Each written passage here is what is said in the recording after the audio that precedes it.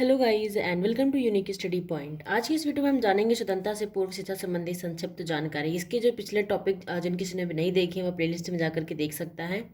ये आज आपकी क्लास फोर्थ है, तीन क्लासें ऑलरेडी लग चुकी हैं, तो आप तीन वीडियो आपको देखने हैं तो आप प्लेलिस्ट में जाकर के देख सकते हैं। ठीक है, वीडियो शुरुआत करने से पहले आपसे रिक्वेस्ट है, आप इस चैनल को सब्सक्राइब नहीं किया तो प्लीज़ सब्सक्राइब कर दीजिए, बेल आइकन को ज़रूर प्रेस कर दीजिए ताकि मैं जो भी वीडियो डालूँ आपको सबसे पहले नोटिफिकेशन मिल सके। चलिए जानते हैं कि जो स्वतंत्रता से पूर्व क्या क्या हुआ था, उसकी कुछ जानकारी हम प्राप्त करते हैं। तो क्या हुआ, यवनों ने क्या भारत में जिस प्रकार अपना आधिपत्य और साम्राज्य स्थापित किया था, उसी प्रकार भारत के वैभव से आकृष्ट होकर पश्चिमी देशों के व्यापारी भी समुद्री मार्ग की खोज करके भारत पहुंचने का प्रयास कर रहे थे। यानी कि भारत से व्यापार करने का उद्देश्य रखने के लिए उन्होंने सबसे पहले भारत में आने के लिए क्या रास्ते की खोज करना प्रारंभ कर दिया। वो भी रास्ते का समुद्री मार्ग से आने के लिए। ठीक है, तो उसके जो खोज थी वो स्टार्ट कर दी। इस कार्य में सर्वप्रथम पुर्तगालियों को सफलता मिली। पुर्तगाली नागरिक वास्को डी गामा सन 14 मई 1498 में भारतीय दक्षिणी समुद्र पर पहुंचने वाला पहला पुर्तगाल था। अक्सर पूछ लिया जाता है कि भारत में सबसे पहला पुर्तगाली शासक कौन आया था, तो वास्को डी गामा। कब आया था? 1498 में। कौन से मार्ग से? समुद्री मार्ग से। ठीक है, पुर्तगालियों की अपेक्षा पुर्तगालियों की जो व्यापारिक सफलताओं से प्रेरित होकर 7वीं शताब्दी तक अनेक व्यापारिक कंपनियां भारत में प्रवेश कर चुकी थीं। कौन कौन सी वो कंपनियां थी? जैसे Dutch India company, east India company, Dutch India company, French east India company प्रमुख थी इनमें। ठीक है, कौन कौन सी थी? East India company, Dutch India company और फ्रेंच ईस्ट इंडिया कंपनी। ये सभी कंपनियां अपने व्यापारिक हितों की सुरक्षा में जुटी थी, यानी कि अपना अपना व्यापार का ये फायदा करने के मकसद से यहाँ पे आई थी और अपना ही फायदा करने के लिए सोच रही थी। इनका मकसद सिर्फ वही था, व्यापार में क्या करना? अपना मुनाफा हासिल करना। जो परस्पर ईर्षा विद्वेष तथा संघर्ष का शिकार होने लगी। आपस में क्या हुआ? ईर्षा हुई, मतलब विद्वेष की भावना उत्पन्न हुई, यानी कंपटीशन होने लगा।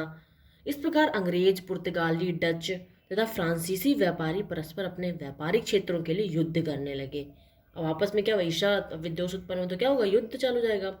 ठीक है, अब जानते हैं कि अंग्रेज मिशनरियों के द्वारा शिक्षा के प्रारंभिक प्रयास क्या क्या किए गए थे। तो सबसे पहला पॉइंट है, सन 1729 में एंग्लिकन चैरिटेबल स्कूल की स्थापना की गई। ठीक है, कब? 1729 में।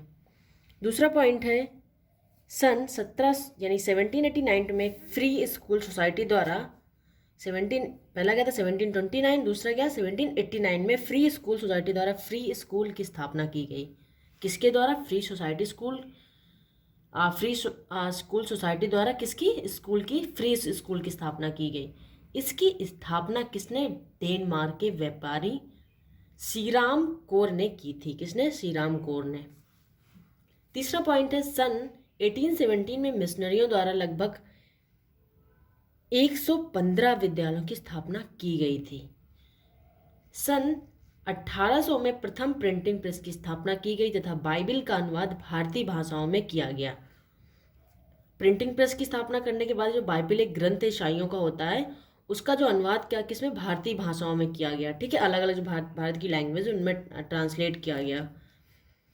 सन 1808 में इन धार्मिक पुस्तकों का निःशुल्क आवंटन किया गया, यानी कि फ्री में बुकें बांटी गई तथा एक नई पुस्तक हिंदू और मुस्लिमों के नाम से प्रकाशित किया गया था। एक नई बुक बनी जो हिंदू और मुस्लिम के नाम से प्रकाशित की गई।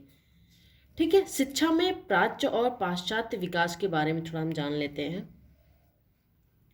1813 में अनुमति प्रपत्र के पुनरावलोकन के समय 1813 का जो आज्ञा का पत्र आया था, उसके अनुमति के बाद एक ऐसी ऐतिहासिक घटना घटी।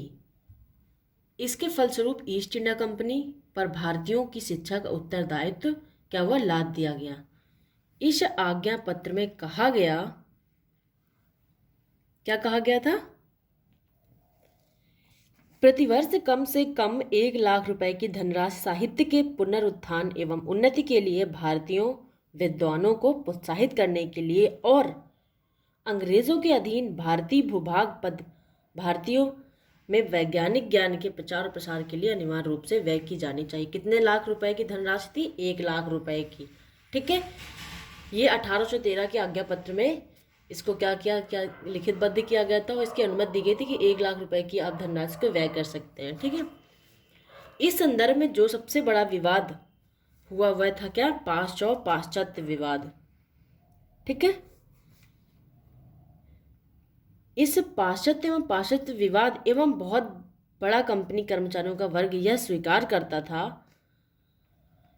कि प्राचीन भारतीय साहित्य हो।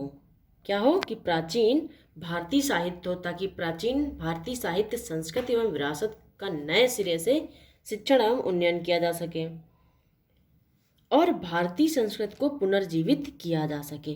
उन्होंने कहा कि प्राचीन भारतीय साहित्य क्या हो? जो प्राचीन भारतीय हो क्या? साहित्य हो, और इसी प्राचीन भारतीय साहित्य, संस्कृति एवं विरासत का नए सिरे से क्या किया? शिक्षण में उसका उन्नयन, यानी कि उसको आगे बढ़ाया जा सके और भारतीय संस्कृति को क्या हो? पुनर्जीवित किया जा सके। इन्हीं की वर्ग को पाश्चवादी कहा गया था। ठीक है, यानी कि मैं आपको शॉर्ट फॉर्म में दोनों का डिफरेंट बता दूंगी, पाश्च और पाश्चात्यवादी में क्या डिफरेंट है। ठीक है, अब जो दूसरा वर्ग था पाश्चात्यवादी, वो क्या था कि इन्होंने कहा था कि जो पाश्चात्यवादी के सिद्धांतों से नफरत करता था। कौन? पाश्चात्यवादी जो था वो प्राच्यवादी के सिद्धांतों से क्या करता था? नफरत करता था। ये सभी बालक अंग्रेज अभिसारी थे जो देश की भाषा, संस्कृति में गर्व का अनुभव करते थे। वे प्राच्य भारतीय संस्कृति को हीन भावना से देखते थे। जो पाश्चात्यवादी के जो बालक थे वो प्राच्यवादी के जो भाषा, जो संस्कृति थी, उसको क्या करते थे? हीन भावना से देखते थे तथा मानते थे कि जो उस प्राचीन संस्कृति को ना तो पुनर्जीवित प्रदान किया जा सकता है और ना ही तात्कालिक भारतीय समाज और तथा अंग्रेज साम्राज्य को उससे कोई लाभ होगा। देखिए, जो प्राच्यवादी थे वो क्या थे? जो प्राचीन परंपरा को मानते थे, यानी कि जो प्राचीन जो संस्कृति थी, जो प्राचीन जो उनकी जो भाषा थी, उसी को लेकर के वो आगे बढ़ना चाहते थे। कौन? प्राच्यवादी। लेकिन जो पाश्चात्यवादी थे उनका ये था कि वो आधुनिक विचारों को मानते थे और ये आधुनिक जीवन के हिसाब से चलना, शिक्षा देना चाहते थे, और वे लोग क्या करते थे? उसी को मानते थे, अपनी भाषा, संस्कृति पर गर्व अनुभव करते थे। ठीक है, यानी कि पाश्चात्यवादी तो प्राचीन परंपरा को मानते थे और जो पाश्चात्यवादी थे वो आधुनिक विचारों को मानते थे और उसी को लेकर के आगे बढ़ना चाहते थे, इसी अकॉर्डिंग शिक्षा देना चाहते थे। ठीक है, तो इससे क्या हुआ? तत्कालिक भारतीय समाज और अंग्रेज साम्राज्य को उससे कोई लाभ नहीं हुआ। ठीक, आप समझ गए कि प्राच्यवादी और पाश्चात्यवादी में क्या डिफरेंट है। तो आज मैं अपनी वीडियो यहीं समाप्त करती हूँ। Thank you so much watching this video. Video अच्छी लगी तो प्लीज़ लाइक सब्सक्राइब जरूर करिए इस चैनल को। Thank you so much.